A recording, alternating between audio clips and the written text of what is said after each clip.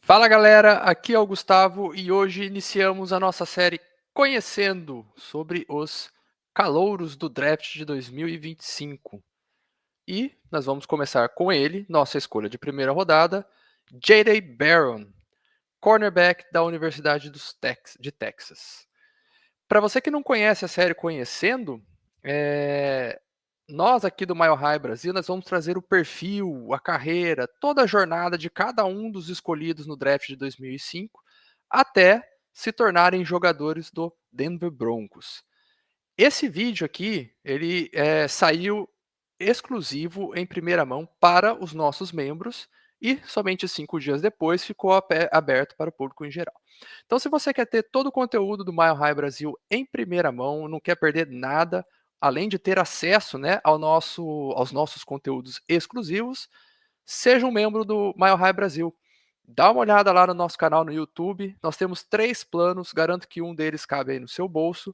E se você puder, além de desfrutar aí de todo o conteúdo que a gente produz aqui para vocês, vocês ajudam o Mile High Brasil a continuar trazendo aí esse conteúdo bacana sobre o Denver Broncos completamente em português. Beleza? Então é isso aí, galera. Terminado o jabá, vamos começar a falar sobre ele. J.D. Barron. J.D. Barron nasceu em 4 de dezembro de 2001. Ele tem 23 anos, vai terminar aí o ano da graça de 2025 com 24 anos. Ele nasceu na cidade de Corpus Christi, isso mesmo, Corpus Christi, no Texas. E ainda jovem, né, ele se mudou ali para Austin, né, que também fica no Texas. Então ele na high school, né, ele frequentou a John Connolly High School, que ficava em Austin, né, e ele começou a jogar futebol americano lá. Ele era cornerback, wide receiver e retornador de punts, né. E aí no último ano dele, né, que foi o ano que ele teve mais participação em campo, ele teve 41 recepções para 673 jardas e 6 touchdowns, isso jogando como wide receiver. E, como cornerback, ele teve 43 tackles e 3 interceptações, né. Então ele era um jogador já aí bastante versátil, já demonstrava ter bastante inteligência de futebol, né, já naquela época.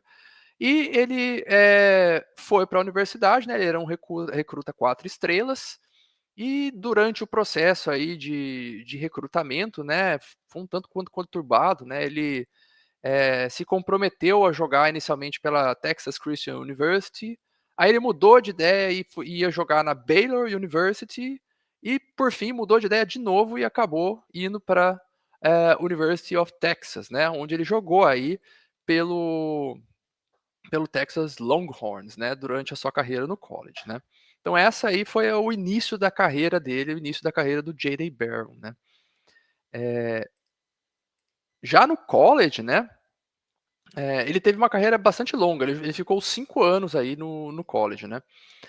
Em 2020, ele era um true freshman, ele teve pouca participação em campo, que é normal, né, quando a gente fala daí de carreira de futebol de college, né, futebol universitário nos Estados Unidos. Ele participou somente de 5 jogos e teve 3 tackles, nada demais. Aí a partir do segundo ano, em 2021, eh, ele já participou mais, né, ele participou de 9 jogos, sendo titular em 2 deles e registrou 18 tackles. Também foi uma participação aí um pouco tímida no segundo ano.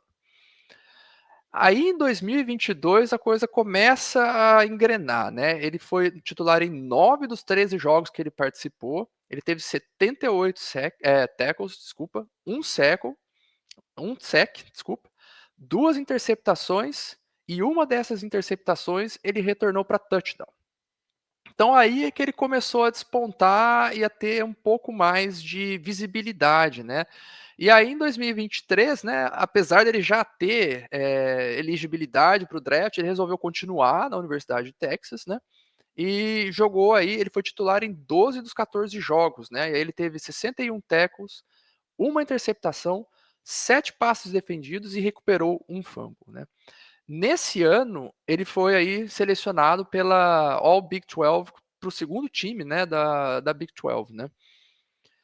Ele viu que apesar dele ter evoluído já naquele ano, o estoque de draft dele não era dos maiores e ele decidiu então voltar para mais uma temporada, que foi a temporada de sênior dele em 2024, né? E foi aí que a coisa mudou de figura. Ele teve uma temporada simplesmente estelar em 2025, em 2024, né? Então ele foi titular em todos os 16 jogos que ele participou, 67 tackles, um sack, 5 interceptações e 11 passes defendidos, além de ter recuperado um fumble. Então esse 2024 definitivamente colocou o J.D. Barron, né, como um prospecto de primeira rodada. Então o estoque de draft dele realmente cresceu, então ele poderia se declarar, na verdade ele teria que se declarar nesse ano, ou porque ele não teria mais elegibilidade para voltar, né, para a universidade, mas ele já tinha se firmado ali basicamente como um prospecto de primeira rodada, né? E ele recebeu, além de tudo isso, o prêmio Jim Thorpe, né, como o melhor jogador de defesa do país, e foi considerado, né, um All-American First Team e All-SEC First Team por consenso. Então, ele se firmou como jogador e dali ele certamente seria escolhido entre os 32 primeiros prospectos aí do NFL Draft de 2025, né? E aí um dado interessante, né? Porque a gente não fala muito disso para os quarterbacks, né? Mas ele tem na carreira de college dele, ele tem um dado bastante interessante que é o seguinte: ele teve 21 tackles for loss, certo? É muito difícil um corner ter tanto tackle para perda de jardas assim, né? E isso já mostrava uma outra faceta do jogo dele, que era ele era muito bom como blitzer e também como no run support, né? Ajudando ali a defesa no jogo corrido. O que, para falar bem a verdade, né, na NFL moderna é uma condição quase que sine qua non para os corners de hoje, mas não é muito comum que eles saiam com tanta vontade, tanta disposição de ajudar no jogo corrido, como o J.D. Barron demonstrou em Texas, né? Então, depois de passar esses 5 anos, né, na Universidade de Texas, jogando aí no college football, ele deveria se declarar para o draft, e assim o fez, né? E, e aí, durante todo o processo, era meio que um consenso que ele seria escolhido na primeira rodada, né? Entre os experts aí, né, os draft nerds aí, tanto da mídia norte-americana como aqui no Brasil, né? A previsão é que ele fosse escolhido ali entre as picks 12 e 16, né? Alguns colocavam que ele poderia sair mais cedo, outros que ele poderia sair mais tarde. Mas esse intervalo entre a pick 12 e a 16, né, é o que era a previsão para o J.D. Barron nesse draft, né? E aí começa o processo.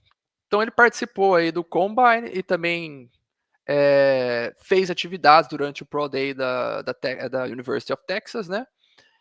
Ele tem 1,80 m, 88 quilos, né? O comprimento do braço dele é 75 centímetros e o tamanho da mão 24 centímetros, né? Ele correu, né, o tiro de 40 jardas em 4,39 segundos, que é uma boa marca, né? E fez ali o pulo vertical, né, o vertical jump, né? Ele atingiu aí a marca de 89 centímetros, né? Além de em termos do broad jump, né, ele fez em 3,12 metros, né? Então esses são os números dele. Ele demonstrou aí um certo atleticismo, né? Embora pareça que ele tenha muita velocidade por causa do tiro de 40 jardas dele, ele é na verdade um cara muito mais ágil do que veloz propriamente dito, né? A gente vai falar um pouco sobre isso agora, né? Olhando o J.D. Barrow como prospectos, né? Ele tem pontos positivos, pontos negativos, né? Quais são os pontos positivos? A primeira coisa que a gente pode falar sobre ele é que ele é versátil.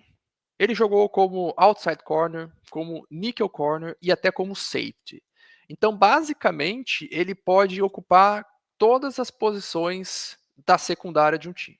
Ele tem experiência nisso e ele tem características para isso. Então, esse é o primeiro ponto importante. O segundo, para mim, é o que mais chama atenção quando eu olho o J.D. Barrel jogando, que é inteligência de jogo. O que eu quero dizer com isso? Ele é um cara que consegue ler e entender muito bem o que se passa no campo durante um snap. Ele é altamente capaz de ler o QB, certo? Então ele consegue se antecipar às jogadas e isso permite que ele ataque a bola constantemente. Então isso é uma característica muito importante. E não só essa questão de se antecipar a jogada, ele consegue reconhecer a rota que o recebedor corre e não só em termos de antecipação, porque isso também ajuda ele a antecipar, né, na bola, mas ele consegue forçar os recebedores a redirecionar essa rota. Ou seja, ele acaba atrapalhando a jogada, né, porque ele força um dos recebedores a mudar a rota e isso pode comprometer completamente a jogada do adversário. Então, essas duas características, a questão de conseguir ler QB e wide receiver, e não só se antecipar a bola, mas também conseguir mudar a rota do wide receiver, são características que são bastante marcantes, na minha opinião, no jogo dele, né. E além disso, né, então já dá para ver, né, que ele tem com isso bastante capacidade e eficiência jogando em zona, né, marcação em zone coverage, que é a especialidade dele, tá bom? Eh, em termos de atleticismo, né, como eu já disse, ele tem um atleticismo bastante bom, não diria que é um atleticismo de elite, e ele é um cara bastante ágil. Ele consegue acelerar, se mover em curto espaço, né, e ele também tem uma boa impulsão e força de jogo. Ele não é um cara que joga mole, ele tem, pode não ser o maior dos corners, né, mas ele tem bastante força de jogo. Então por isso ele pode marcar uns wide receivers mais altos e dependendo da situação também até tight ends, embora eu não acho que ele possa fazer isso com constância, né. O que eu acho em relação ao atleticismo dele, né, aí já passando um pouco para o ponto negativo, é que ele não tem muita velocidade final, né, a gente já fala sobre isso. Eh, então assim, né, com essa questão de agilidade, mais inteligência de jogo, ele é o que a gente chama de ball hawk, aquele cara que ataca a bola, né. Ele tem inteligência e explosão para antecipar e acelerar rapidamente em direção à bola, e ele consegue defender, interceptar passes, né. Ele é um playmaker, e ele contesta basicamente todas as bolas lançadas na direção dele, o que é muito importante para um corner, né. E como eu já falei, né, então ele tem essa força de jogo, né, então ele tem um run support muito bom, né, ele tem vontade, ele tem força para dar tackles, então ele contribui bastante para a defesa do jogo corrido. Então aqui, novamente, a inteligência dele, ele consegue processar a jogada, não só jogada de passe, mas jogadas de corrida também, e não é à toa que ele consegue entrar no backfield adversário, eh, com certa frequência, né, por isso que ele tem 21 tackles for loss, né, então ele é um bom blitzer, e também lendo ele consegue entrar aí no backfield adversário e matar a jogada, né, antes que o running back consiga ganhar qualquer jarda. Então, inteligência de jogo e agilidade eu acho que resume, né, aquilo que o J.D. Barron traz para um time de futebol americano, né. E isso não só para o jogo de passe, como para o jogo de corrida. Capacidade de leitura, antecipação e ataque à bola, forçar o wide receivers a mudar a rota, entrar no backfield adversário para acabar com corridas. Eu gosto bastante dele fazendo isso, né. Em termos de pontos negativos, né, aquilo que eu já falei, embora ele tenha corrido 4,39 segundos, o que é uma boa marca para um corner, quando a gente vê o tape dele, ele não parece que tem uma velocidade final de elite, né. Então pode ser que principalmente sem suporte do safety, né, ou jogadas mano a mano, ele possa sofrer um pouco contra wide receivers mais velozes, né. Eh, pode ser eu acho que isso pode acontecer em algum momento na NFL, ele vai sofrer um pouco isso. com essas rotas, principalmente nessas rotas verticais, né? Ele tem um pouco de hesitação também em double moves, né? Quase que ele não confia, não sei se no instinto dele ou no que ele tá vendo ali. Muitas vezes o wide receiver faz um double move, ele dá aquela patinada assim, ele tem dificuldade de se recuperar com velocidade, né? Então ele pode sofrer também um pouco com double moves na NFL. Ele não tem essa recuperação, né? Quando ele dessa tentativa de finta, né? Que é normal você ter uma reação e ir para um lado e depois o recebedor vai para o outro, mas você tem que se recuperar rapidamente. Ele não tem uma recuperação tão boa assim nessas ocasiões, né? E assim, não acho que seja um grande problema, ele pode refinar um pouco a técnica de tackle dele, eu acho que essa é a parte mais fácil de corrigir do jogo dele, porque ele tem vontade de dar tackle, né, então isso já é boa parte do negócio, né, e a técnica dele não é de toda ruim, ele só precisa refinar um pouco, né. Então, esses são os pontos positivos e os pontos negativos, né, e aí, né, durante o draft da NFL de 2025, na escolha geral número 20, George Paton e Sean Payton, né, escolheram aí o J.D. Barron para ser o novo Denver Bronco, né? Então ele foi a nossa escolha de primeira rodada, né? Muita gente ach... não sei se não gostou ou se preferia uma outra posição, né? Mas eu acho que a escolha, né, do Barron se justifica por alguns motivos. Primeiro que um jogador do calibre dele não era esperado que fosse cair até a escolha número 20. Então, certamente, quando os Broncos estavam no relógio ali, ele era o melhor jogador disponível, independente de posição. Ponto. Eu tenho absoluta certeza disso. E dado que nós fizemos uma free agency tampando, né, os principais buracos da equipe, eu acho que se justifica você, principalmente na primeira rodada, fazer uma escolha baseada puramente em talento e não em need, né? E não em necessidade. Além disso, corner pode não ser, ou poderia não ser, né, a maior das necessidades do time. Mas era uma necessidade de certa forma, né? A gente viu que o jogador mais atacado da nossa secundária na temporada passada foi o Jaquan McMillan, e nós vimos também, né, que embora tenha feito uma boa temporada, né, contra wide receivers elite, o Riley Moss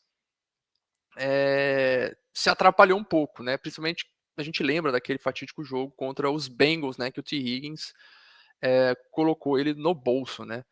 Então, assim, poderia não ser a maior das nossas necessidades, mas a gente poderia melhorar, principalmente na questão de titular, né? é, Ali no nosso corpo de corners, né? E eu acho que é isso que o J.D. Barron vai ser. Ele vai ser titular ao lado de Patrick Surtain, o que para mim é quase um sonho, né? Eu acho que eu não imaginava que a gente pudesse sair com uma dupla de corners desse calibre do draft. E eles vão dar bastante trabalho para os ataques adversários, né? Eu acredito, né? Assim, existe uma.